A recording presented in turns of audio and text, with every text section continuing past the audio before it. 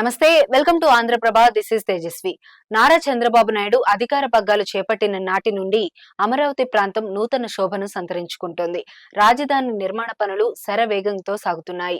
ఆర్థిక పరిస్థితి కంటే అమరావతి ముఖ్యమని భావించిన ముఖ్యమంత్రి చంద్రబాబు రాజధాని ప్రాంత ప్రాధికార అభివృద్ధి సంస్థ అధికారులు యంత్రాంగాన్ని పరుగులు పెట్టిస్తున్నారు.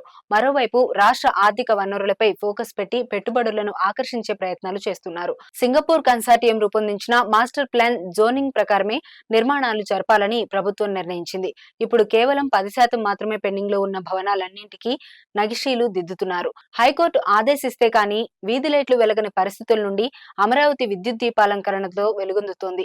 శాసనసభ, సచివాలయం, హైకోర్టుతో పాటు అఖిల భారత సర్వీసు అధికారులు, ఎమ్మెల్యేలు, మంత్రుల నివాసాల పనులు దాదాపుగా పూర్తి కావచ్చాయి. సిఆర్డీఏ చట్టంలోని సెక్షన్ 39 ప్రకారం రాజధాని ప్రాంతంలోని 5 గ్రామాల్లో 1975 ఎకరాల విస్తీర్ణంలో ప్రభుత్వ కాంప్లెక్స్ భవనాల నిర్మాణ నిమిత్తం నోటిఫై చేశారు. రాజధాని ప్రాంతాన్ని మొత్తం 21 జోన్లుగా వర్గీకరించారు. S1 జోన్ లో ప్రభుత్వ భవనాల నిర్మాణానికి సంబంధించి మాస్టర్ ప్లాన్ లో వివరించారు. పర్యావరణ హితంగా, హరిత శోభితంగా అమరావతిని నదీ తీర రాజధానిగా అభివృద్ధి చేసేందుకు మాస్టర్ ప్లాన్ రూపొందించారు. సింగపూర్ కన్సార్టియంబు ఏడాది పాటు రాజధాని గ్రామాల్లో పరిశీలించిన అనంతరం చట్టబద్ధంగా మాస్టర్ ప్లాన్ అందించారు.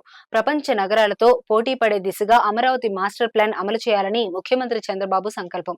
అయితే మధ్యలో 5 ఏళ్ల గత ప్రభుత్వం నిర్లక్ష్యం వహించినా అధికారంలోకి వచ్చిన 15 రోజుల్లోనే అమరావతి నిర్మాణానికి పునరంకితం కావాలని సీఎం చంద్రబాబు పిలుపునిచ్చారు.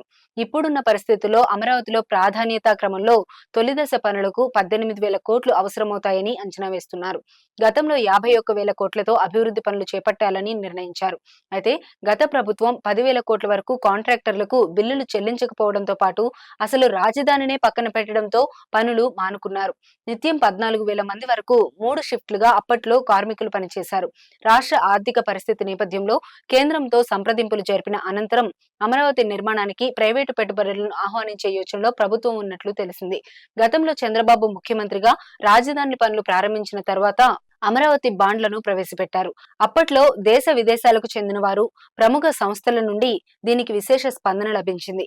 తిరిగి అమరావతి బాండ్లను పునరుద్ధరించడంతో పాటు ఎన్ఆర్ఐలు, కేంద్ర సహకారంతో ఎలాగైనా అవసరమైన నిధులు సేకరించి చట్టబద్ధంగా అమరావతిని రాజధానిగా దేశ చిత్రపటంలో నిలిపే ప్రయత్నాలు జరుగుతున్నాయి.